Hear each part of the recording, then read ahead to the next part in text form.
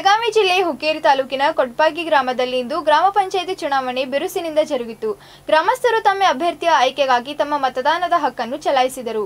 ಬೆಳಗಾವಿ ಜಿಲ್ಲೆ ಹುಕ್ಕೇರಿ ತಾಲೂಕಿನ ಕೊಟ್ಪಾಗಿ ಗ್ರಾಮದಲ್ಲಿ ಗ್ರಾಮ ಪಂಚಾಯತ್ ಚುನಾವಣೆ ಹಿನ್ನೆಲೆ ಗ್ರಾಮಸ್ಥರು ತಮ್ಮ ಹಕ್ಕನ್ನ ಚಲಾಯಿಸಿದರು. ಕರೋನಾದಂತಹ ಸಂದಿಗ್ಧ ಪರಿಸ್ಥಿತಿಯಲ್ಲಿಯೂ ಮುನ್ನೆಚ್ಚರಿಕಾ ಕ್ರಮದೊಂದಿಗೆ ಜರುಗಿದ ಚುನಾವಣೆಯಲ್ಲಿ ಅಭ್ಯರ್ಥಿಗಳ ಭವಿಷ್ಯ ಮತಪೆಟ್ಟಿಗೆ ಸೇರಿದ್ದು ಸೋಲು ಗೆಲುವಿನ ಲೆಕ್ಕಾಚಾರ ಶುರುವಾಗಿದೆ.